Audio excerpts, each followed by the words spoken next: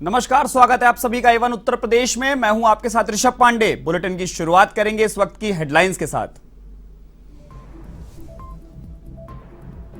गोरखपुर दौरे पर राष्ट्रपति रामनाथ कोविंद, गीता प्रेस के शताब्दी समारोह किया संबोधित। गोरखनाथ मंदिर में पूजा अर्चना का भी है कार्यक्रम।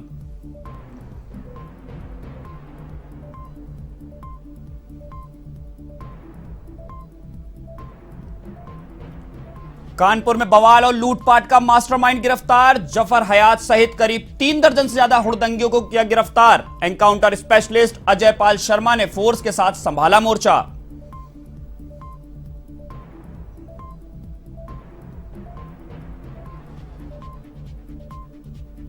हापुड़ में केमिकल फैक्ट्री में बॉयलर फटने से 8 लोगों की गई जान, करीब 2 दर्जन लोग घायल। राहत कार्य में जुटी प्रशासन और पुलिस की टीम।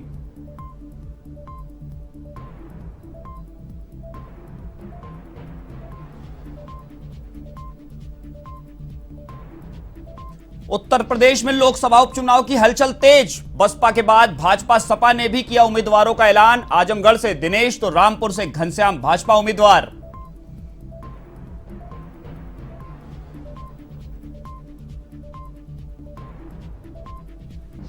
लखीमपुर खीरी में जिला कारागार में कैदी की मौत के बाद गरमाया मामला। परिजनों ने पुलिस और जेल प्रशासन पर लगाया हत्या का आरोप। रिश्वत मांगने की भी कही बात।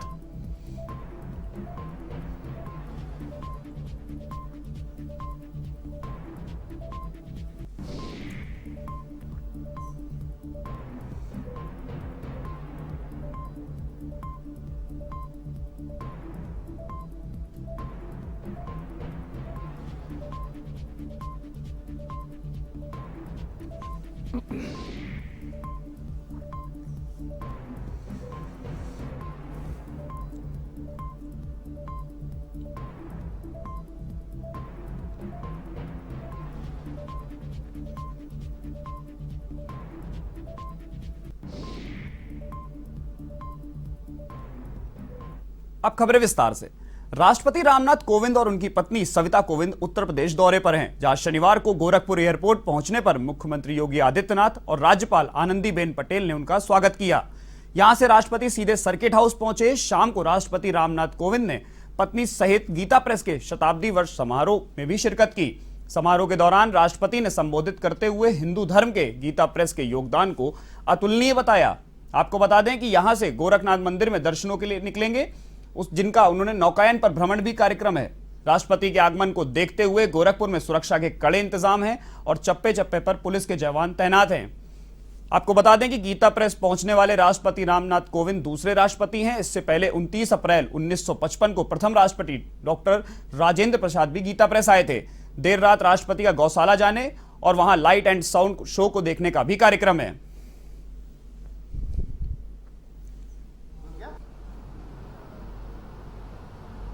देश के महामहिम राष्ट्रपति जी का अब आप सीधे तस्वीरें देख रहे हैं। गोरखनाथ मंदिर हमें प्राप्त हो में पूजा दर्शन करेंगे राष्ट्रपति रामनाथ कोविंद। योगी आदित्यनाथ संबोधित कर रहे हैं। राष्ट्रपति जी के कार्यक्रम में राष्ट्रपति रामनाथ कोविंद और पत्नी सविता कोविंद भी मौजूद हैं। राज्यपाल जी और अन्य गणमान्य अतिथियों की उपस्थिति में ये प्रारंभ हो रहा है। गीता प्रेस साहित्य के माध्यम से देश और समाज की अपूर्व सेवा कर रहा है। ये उल्लेखनीय सेवा है। साहित्य की सेवा कभी न मिटने वाली सेवा होती है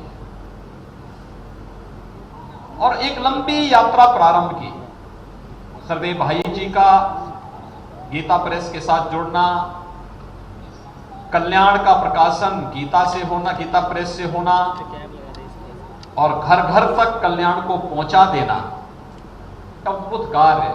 उस कालखंड में जब साहित्य नहीं था, प्रकाशन नहीं था, इतनी एडवांस तकनीक नहीं थी, उस समय भी गीता प्रेस इस कार्य को कर रहा था। 1 रुपए की गीता की जो ग्रंथ था 1 रुपए में इस प्रेस ने उपलब्ध करवाई है। और आज भी साहित्य प्रकाशन का कोई विज्ञापन नहीं। कितना पवित्रता के साथ व्याकरण की कितनी शुद्धि है।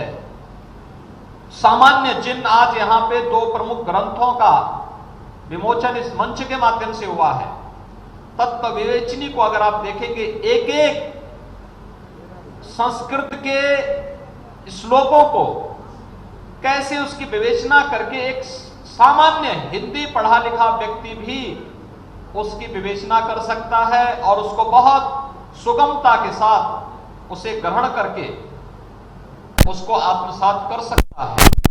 और ये गीता प्रेस जैसी संस्थाओं के माध्यम से ही संभव हो पाया है और ये बहुत बड़ी सेवा थी।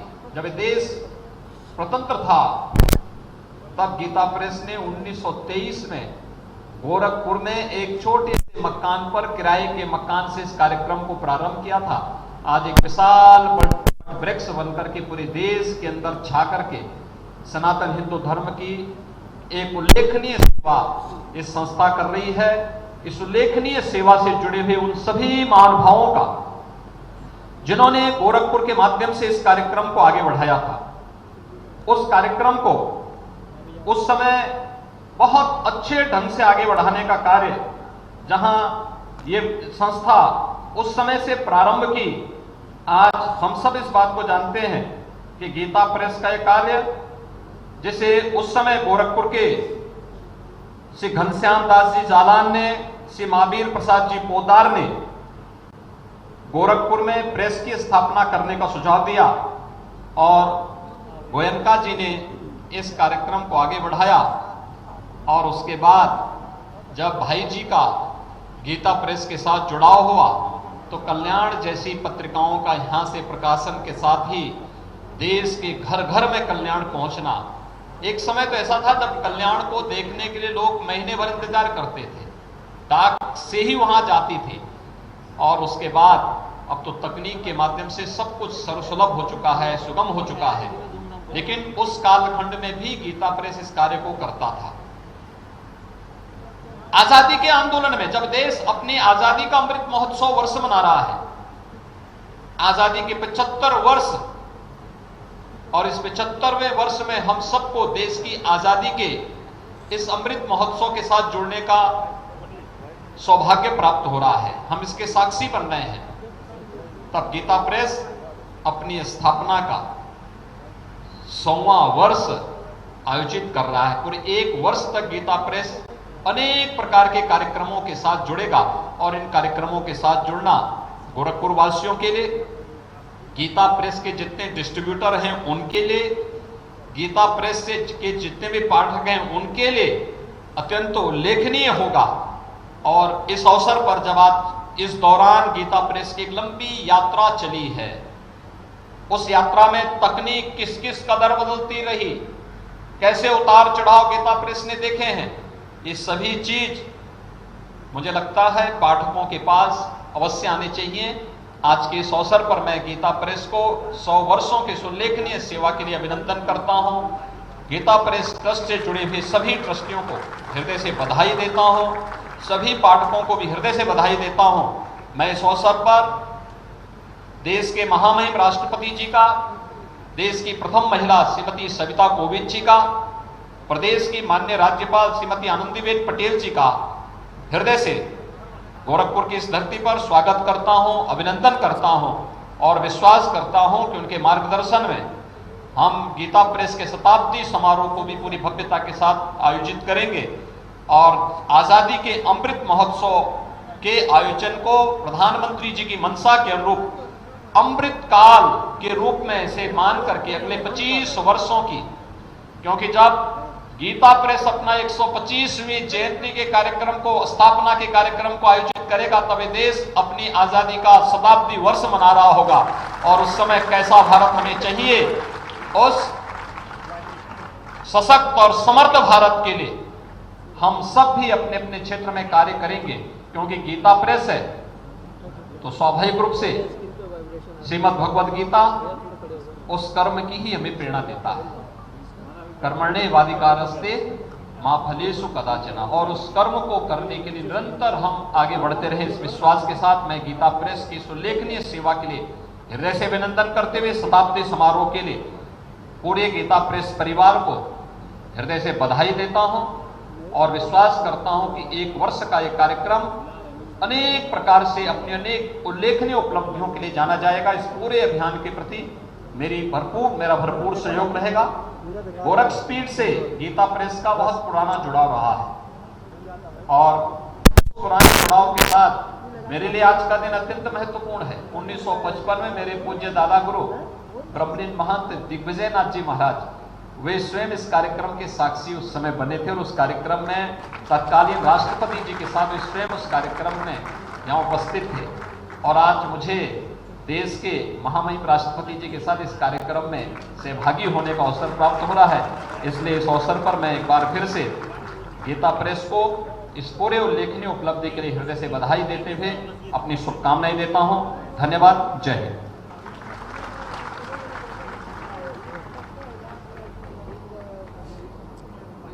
गीता प्रेस के शताब्दी समारोह के अवसर पर पूज्य श्री महाराज जी का आशीर्वाद मिला, इसके लिए गीता प्रेस परिवार आपके प्रति आभार व्यक्त करता है। जैसा महाराज जी ने कहा कि इतिहास दोहराता जरूर है, आज भी इतिहास यहाँ पूरी तरह से दोहराता हुआ नजर आ रहा है। 29 अप्रैल 1955 को तत्कालीन राष्ट्रपति डॉक्टर राजेंद्र प्रसाद जी के गीता प्रेस के मुख्य द्वार और लीला चित्र मंदिर के उद्घाटन के समय जिस भूमिका में तत्कालीन गोरखपीठाधीश महंत पूज्य श्री दिग्विजयनाथ जी महाराज थे, उसी भूमिका में आज गोरखपीठाधीश पूज्य महाराज जी हैं। और दोनों कार्यक्रमों के 1955 के कार्यक्रम के और इस आज के कार्यक्रम के, इन दोनों कार्यक्रमों के साक्षी बन रहे हैं गीता प्रेस से 72 वर्षों से जुड़े ट्रस्टी श्री बैजनाथ जी अग्रवाल। तो आप गोरखपुर से सीधी तस्वीरें देख रहे थे, जहां मुख्यमंत्री योगी आदित्यनाथ संबोधित कर रहे थे। राष्ट्रपति रामनाथ कोविंद और उनकी पत्नी सविता कोविंद, राज्यपाल आनंदीबेन पटेल मौजूद थी। अब बढ़ते हैं अगली खबर की तरफ। उत्तर प्रदेश के हापुड़ में केमिकल फैक्ट्री में आग लगने से 8 लोगों की मौत हो गई। 6 शव बाहर निकाले गए हैं। हादसे में 20 लोग झुलस गए हैं। झुलसे हुए लोगों की हालत नाजुक है। मृतकों की संख्या है लगातार बढ़ती जा रही है। फैक्ट्री के अंदर और भी लोग फंसे होने की आशंका जताई गई है। फैक्ट्री में प्लास्टिक गलाने का काम होता है। आग लगने के बाद प्लास्टिक पिघलकर मजदूरों के शरीर पर चिपक गई, जिससे वह बुरी तरह घायल हो गए। मजदूरों की मौत का कारण दम घुटना बताया जा रहा है। आपको बता दें, बॉयलर ब्लास्टर के दौरान आसपास मौजूद फैक्ट्रियों की छतें तक उड़ गईं। वहीं सीएम योगी आदित्यनाथ ने मजदूरों की मृत्यु पर शोक व्यक्त किया है। उन्होंने कहा कि दुर्घटना में घायल लोगों को समुचित उपचार कराया जाएगा। सीएम योगी ने मृतकों के शोक संतप्त परिजनों के प्रति संवेदना व्यक्त की है। इसके साथ ही सीएम योगी आदित्यनाथ ने वरिष्ठ अधिकारियों को तुरंत मौके पर पहुंचने और जांच के निर्देश दिए हैं।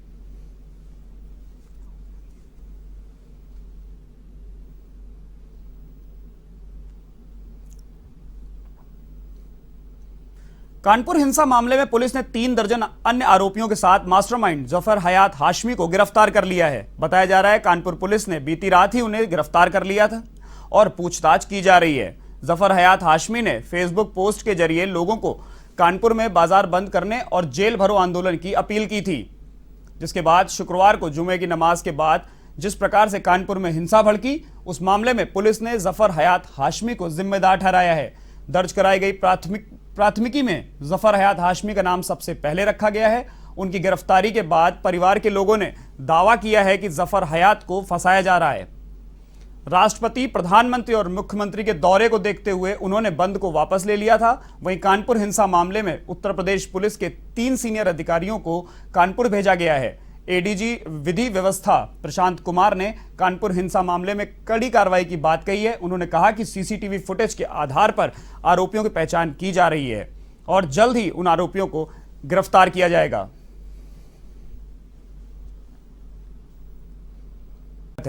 उत्तर प्रदेश में लोकसभा उपचुनाव की हलचल तेज। बीजेपी ने लोकसभा उपचुनाव के 2 उम्मीदवारों के नाम का ऐलान किया है। जहां आजमगढ़ से दिनेश लाल यादव निरहुआ के नाम का ऐलान किया गया है, तो वहीं रामपुर से घनश्याम लोधी को उम्मीदवार बनाया गया है। लोकसभा उपचुनाव के चलते 2 उम्मीदवारों के नाम का ऐलान कर दिया गया है, जिसमें एक आजमगढ़ से दिनेश लाल यादव निरहुआ, तो वहीं दूसरी ओर घनश्याम लोधी को उम्मीदवार बनाया गया है।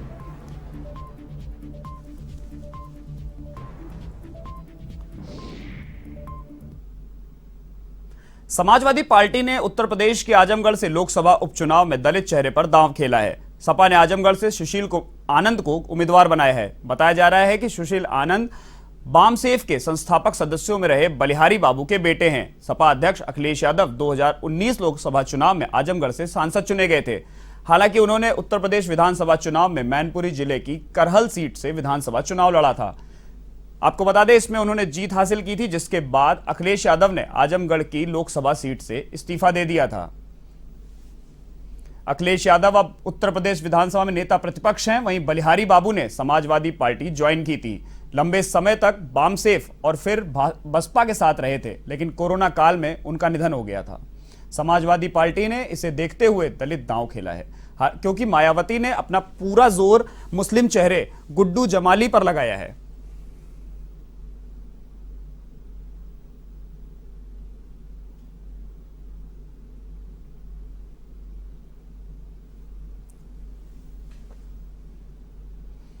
उत्तर प्रदेश के चित्रकूट स्थित चित्रा गोकुलपुर में दो पक्षों के बीच जमकर झगड़ा हुआ, जिसमें घायल हुए पूर्व प्रधान की इलाज के दौरान मौत हो गई। घटना की सूचना पाकर मौके पर पहुंची पुलिस ने वहां पर मृतक के परिजनों ने शव सड़क पर रखकर जाम लगा दिया। फिलहाल मामले की जांच जारी है।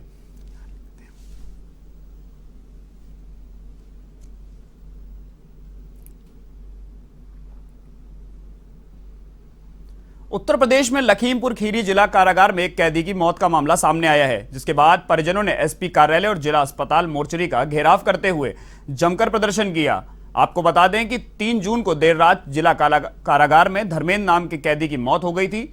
मृतक के परिजनों ने आरोप लगाया कि 30 मई को गोकशी के मामले में गोला थाना पुलिस ने धर्मेंद्र को मुर्तिहा गांव से गोला कोतवाली ले गई थी, जहां उसे निर्ममता से मारा गया। साथ ही मृतक की पत्नी ने कहा कि गोला थाना प्रभारी विवेक उपाध्याय ने धर्मेंद्र को छोड़ने के बदले 40,000 रुपए की मांग की थी। वे 22,000 रुपए लेकर भी गई थी, लेकिन उपाध्याय ने 40,000 से कम नहीं लेने की बात कहकर उन्हें वहां से रवाना कर दिया। बहरहाल परिजनों ने धर्मेंद्र के पूरे शरीर पर चोटों के निशान और अंदरूनी चोटों को लेकर सवाल उठाए हैं। जेल में हुई मौत के लिए जेल प्रशासन के साथ गोला थाना पुलिस को जिम्मेदार ठहराया है।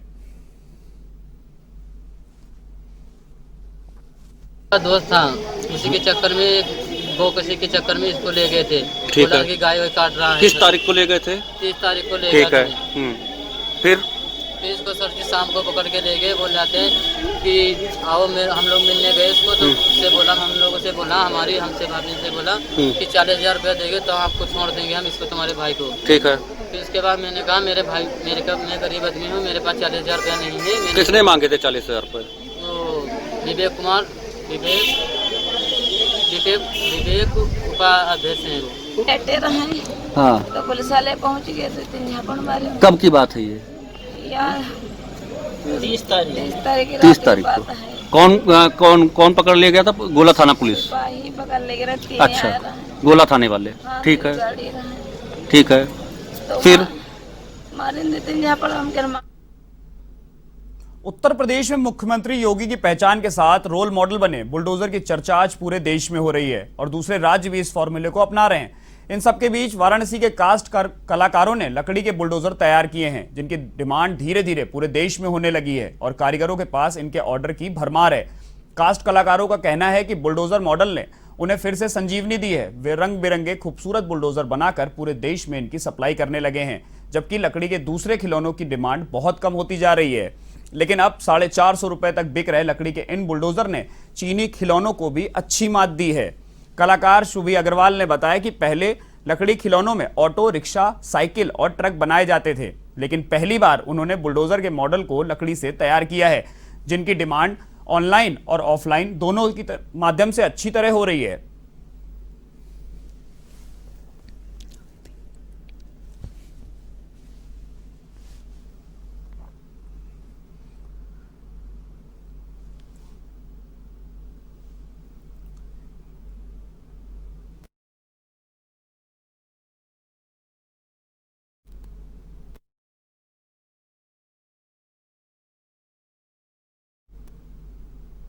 अब आपको सीधे लिए चलते हैं गोरखपुर, जहां राष्ट्रपति रामनाथ कोविंद संबोधित कर रहे हैं। इस कार्यक्रम में मुख्यमंत्री योगी आदित्यनाथ, राज्यपाल आनंदीबेन पटेल और देश की प्रथम महिला राष्ट्रपति रामनाथ कोविंद की पत्नी सविता कोविंद मौजूद हैं। इसी लक्ष्य को जन सामान्य तक पहुंचाने हेतु निरंतर प्रयासरत है। उनके प्रयास प्रयास के लिए मेरी हार्दिक शुभकामनाएं उनके साथ हैं। देवी और सज्जनों, मैं एक बात का और भी उल्लेख करना चाहूँगा। गीता प्रेस के लगभग 1850 वर्तमान प्रकाशनों में करीब 760 प्रकाशन संस्कृत एवं हिंदी के, परंतु शेष प्रकाशन अन्य भाषाओं में भी, जिनमें गुजराती, मराठी, तेलुगु, बांग्ला, उड़िया, तमिल, कन्नड़, असमिया, मलयालम, नेपाली, उर्दू, पंजाबी एवं अंग्रेजी भी शामिल है। इस बात से एक और पहलू उजागर होता है, और वो है हमारी भारतीय संस्कृति का अनेकता में एकता का सिद्धांत।